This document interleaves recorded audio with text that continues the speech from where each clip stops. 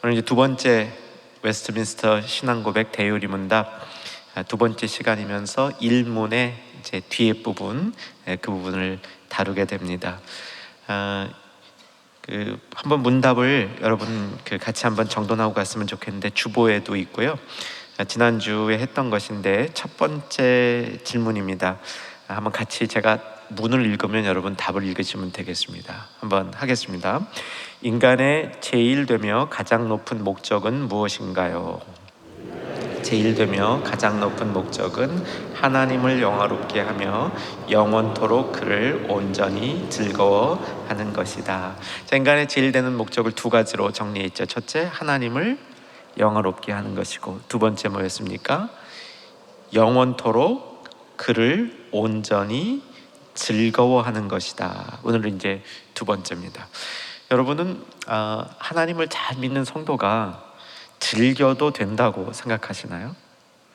답은 네, 그렇습니다인데 왠지 우리는 그렇게 답하기가 조금 부담스럽습니다. 왜냐하면 우리말에 즐긴다 이 말은 쾌락, 정욕, 세상 이런 것하고 그냥 자연스럽게 연결된 덩어리와 같아서 그런데 이제 오늘 그 덩어리를 조금 분리해 볼 필요가 있습니다. 분명히 믿음의 귀한 선진들은 우리에게 믿는 사람들이 즐겨야 한다라고 얘기하는 겁니다.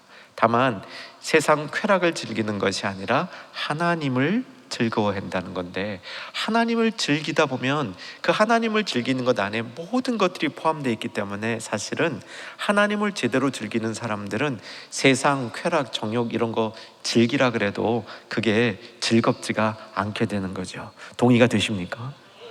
그 원리를 오늘 배워가는 겁니다. 제가 필라델피아에서 신학을 공부할 때 가까이 지내던 목사님이 계셨습니다. 사실 제가 그 목사님을 더 좋아했던 것 같아요. 그 목사님이 저를 얼마나 좋아했는지는 모르겠지만 제 생각엔 제가 그 목사님을 더 좋아했던 것 같습니다. 차분하신 목사님이셨고요.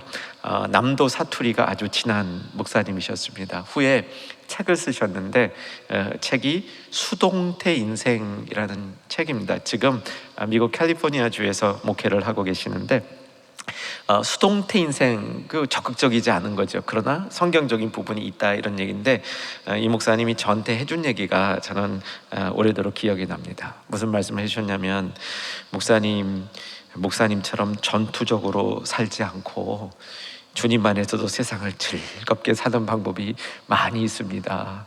그런 얘기였어요.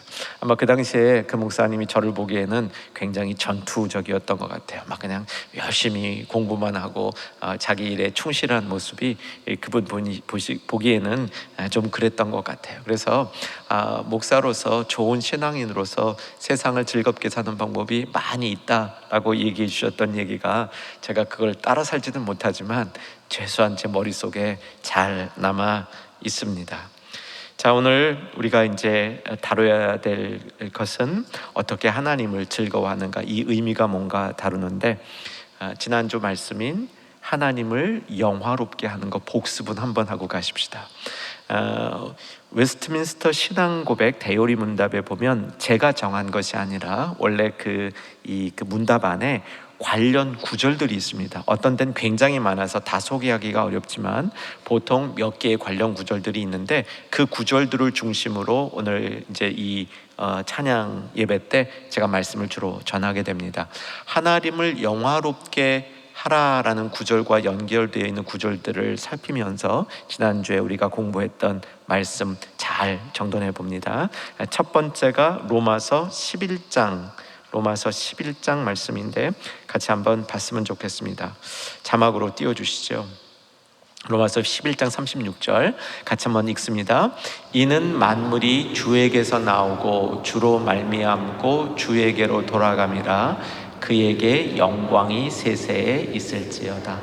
하나님을 영화롭게 하는 이유가 모든 것이 하나님께로부터 나오고 결국 하나님께로 돌아가기 때문에 하나님께 영광을 돌리는 것, 하나님을 영화롭게 하는 것은 지난주 말씀 마땅하다.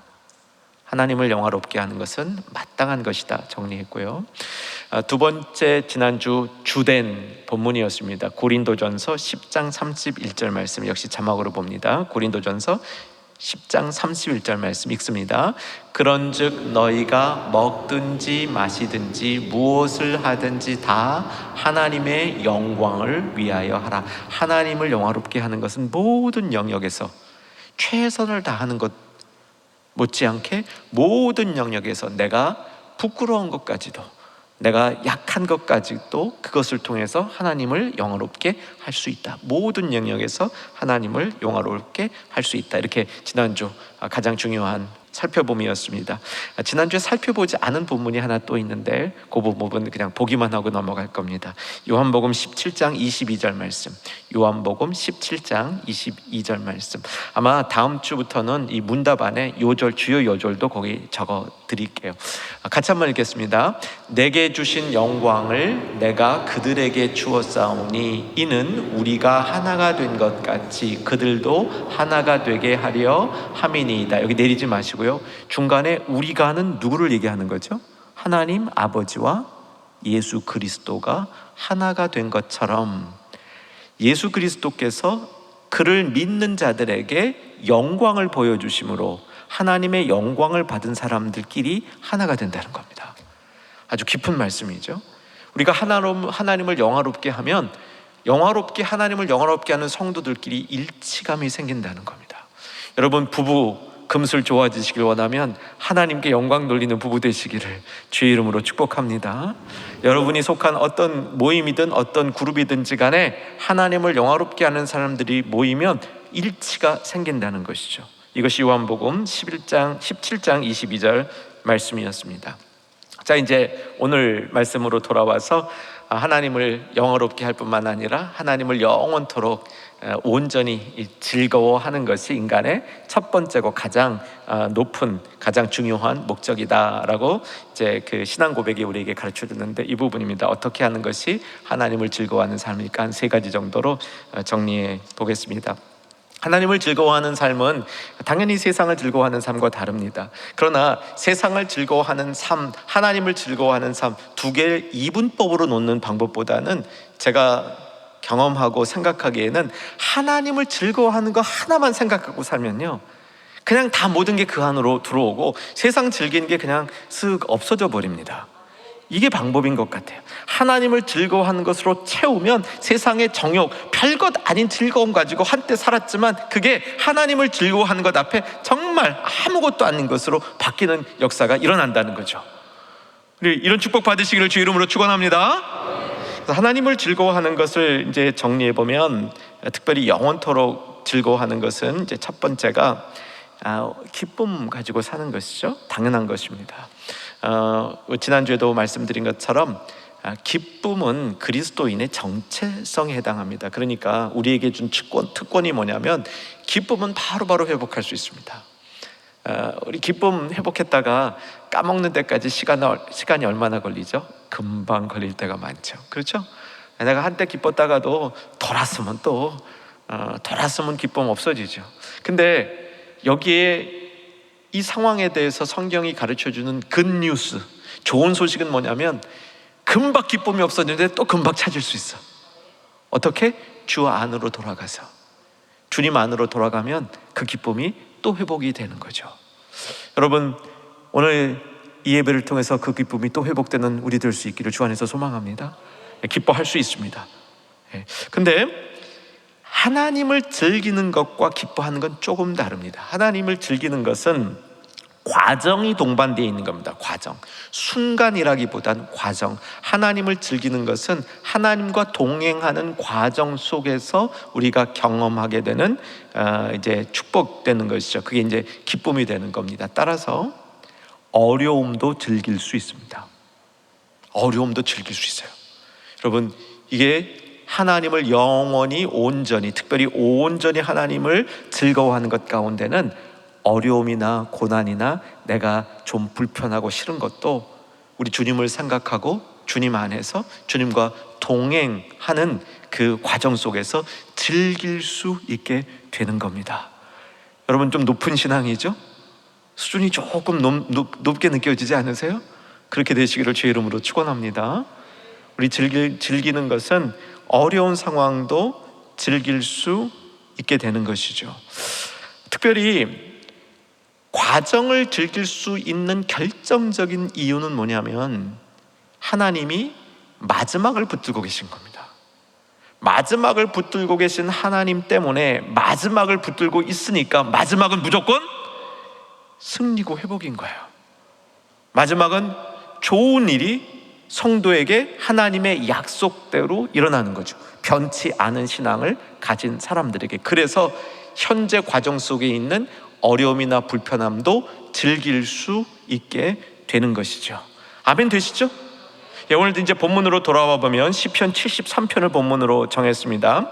시편 73편은 지난주에서도 말씀을 한번 드렸던 구절이죠. 시편 기자가 굉장히 실족했었습니다. 악인이 잘 되는 것 보고, 꼴도 비기 싫은 사람이 잘 되는 거 보고 마음이 삐졌었습니다. 그랬는데 성소에 들어가서 하나님 앞에 서보니까 악인들을 가만두지 아니하시는 하나님의 공의, 하나님의 큰 통치 방법을 보고 이 시편 기자가 이해가 된 거죠. 그러면서 이제 시편의 노래가 계속이 되고 있는데 오늘 본문을 한 점 피시고요. 시편 73편 24절 찾으셨습니까? 같이 읽겠습니다.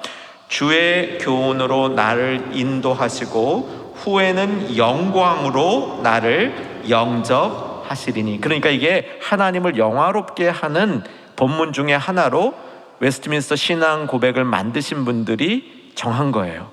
이게 동행에 관한 가르침이지 않습니까? 주의 교훈으로 나를 평생 인도하시고 지금 삶의 과정에서 한 걸음 한 걸음 나를 인도하시고 교훈으로 마지막에는 영광으로 나를 영접하시리니. 이렇게 되어 있으니까 이 말씀을 우리에게 적용하면, 이 말씀 그대로 적용하면 주님과 동행하고 마지막에 주님이 영접해 주실 그 시간을 믿기 때문에, 마지막을 붙들고 계신 주님을 믿기 때문에 우리가 지금 즐거워할 수 있는 겁니다. 그러니까 나에게 어떤 일이 있어도 그것이 기쁜 일이냐 슬픈 일이냐 불편한 일이냐 할지라도 즐길 수 있는 겁니다.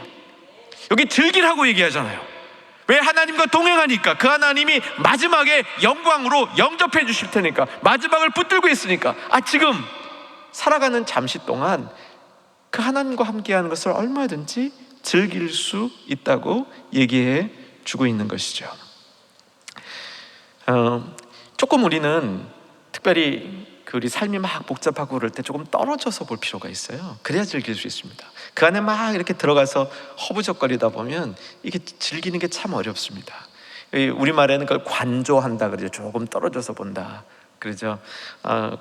마크 트웨인이라는 이 수필가죠. 글 쓰는 사람, 그리스도인은 아니지만 언젠가 말씀드린 것처럼 이분이 한 아주 위트 있는 얘기가 있어요.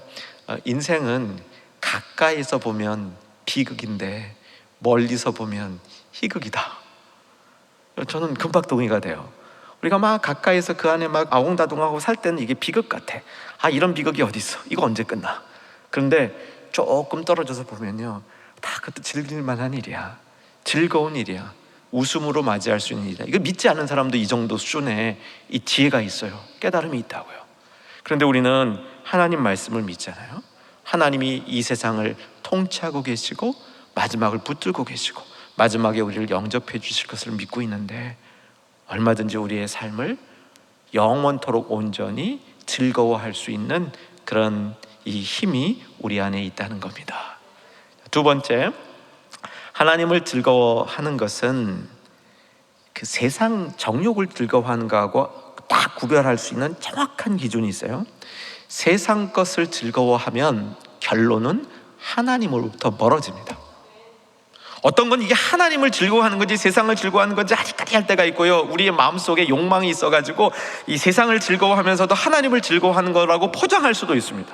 또 우리는 무지해서 하나님을 즐거워하는 것을 세상 즐거워하는 것과 구별 못하는 수도 있는데, 이 정확하게 이 결론이 정확하고 명확한 기준이 있는데, 이 즐기는 가운데 하나님으로부터 멀어지면 세상 즐기는 거고요, 하나님을 즐거워하면 하나님과 가까워지게 되어 있습니다.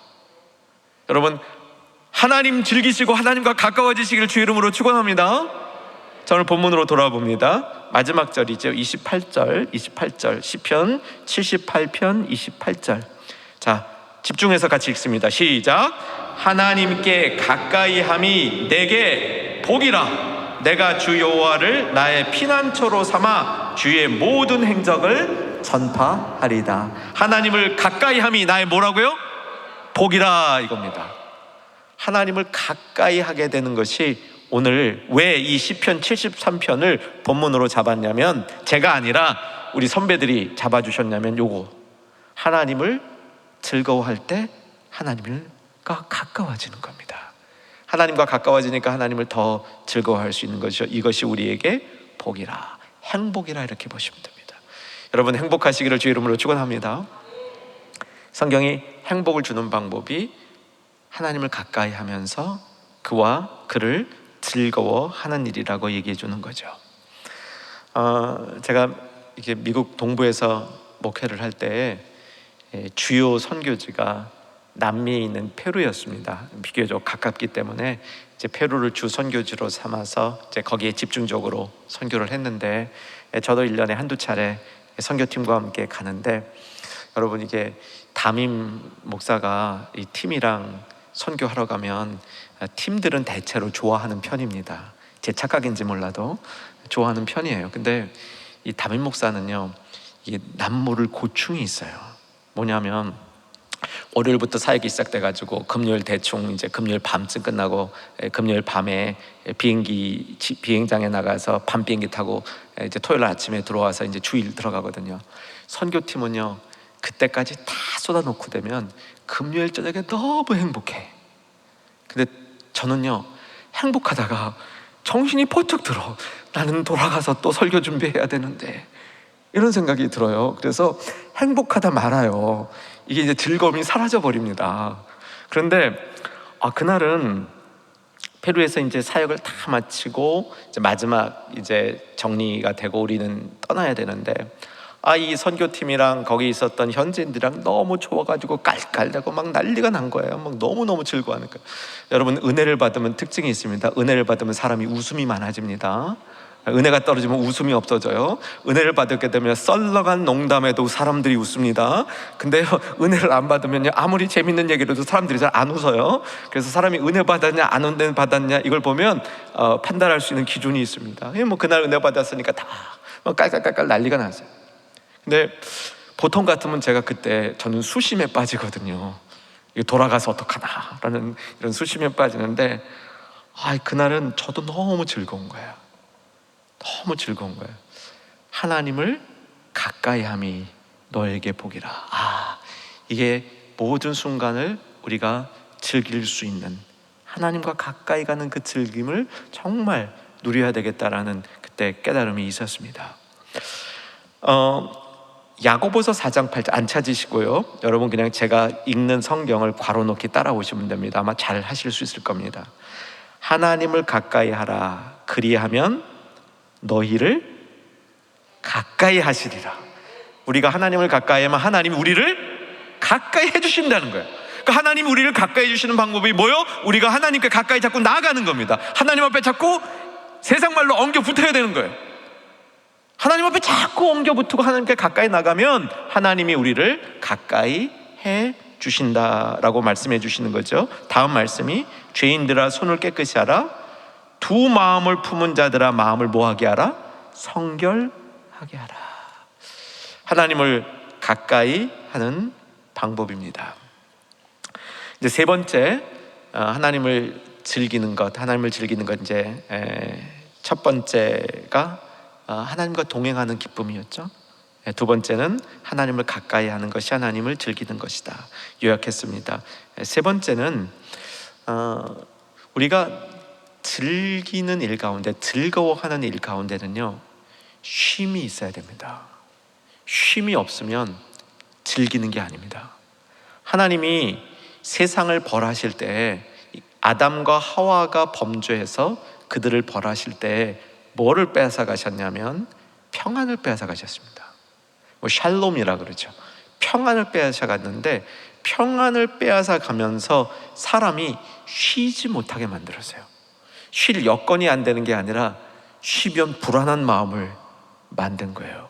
이게 사실은 죄의 결과라고 볼 수 있습니다.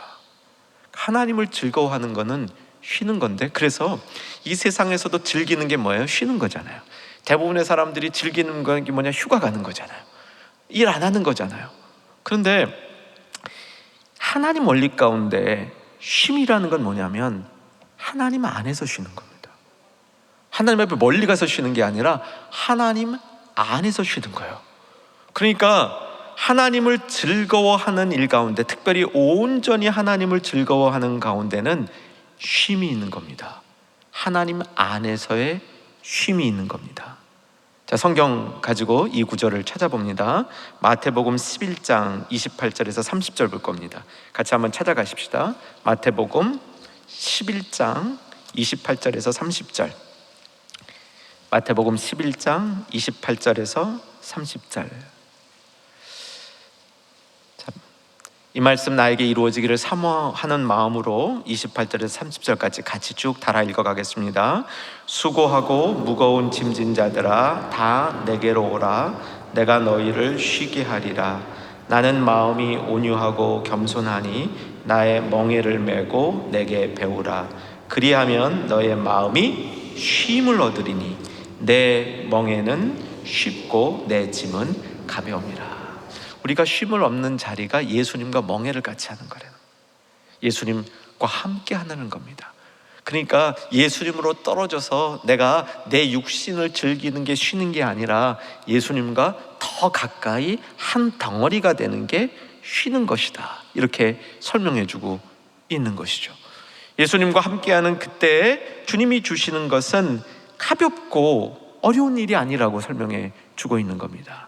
자, 이 구절 앞절 27절을 한번 보십시다. 지금 28, 29, 30절 읽었는데 27절도 같이 읽으십시다. 시작. 내 아버지께서 모든 것을 내게 주셨으니 아버지 외에는 아들을 아는 자가 없고 아들과 또 아들의 소원대로 계시를 받은 자 외에는 아버지를 아는 자가 없느니라. 이건 예수님의 기도인데요, 예수님의 기도 중에 아주 기쁜 마음으로 기도하시는 내용이었고요. 수요 일부 예배 때 누가복음에 나오는 말씀으로 이 부분 살핀 적이 최근에 있었습니다. 이게 무슨 말이냐면 하나님 아버지와 아들이 하나라는 거예요. 그리고 세상의 모든 사람이 아버지를 알 수 있는 방법은 아들을 통해서만 알 수 있다는 겁니다. 그래서 오직 예수예요. 그래서 오직 예수만 붙들고 있어야 되는 거고요. 예수님을 통해서만 아버지를 알 수 있는데 아들인 예수께서 허락한 사람들이 아버지를 아는 것, 그 모습이 그 안에서 쉼을 얻는 모습이라는 겁니다.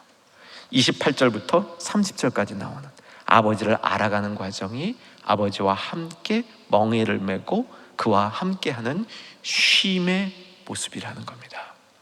사랑하는 여러분, 하나님을 영원토록 온전히 즐거워하는 우리가 되기를 주 안에서 소망합니다. 오늘 세 가지를 생각해 보았습니다. 우리 안에 기쁨, 동행하는 과정의 기쁨, 과정을 즐길 수 있는 우리의 지혜가 필요하고요. 그 다음 하나님을 즐기는 가운데 가까워지는 것을 경험하고 체크해 봐야 됩니다. 그래야 하나님을 진짜 온전히 즐기는 것이고요.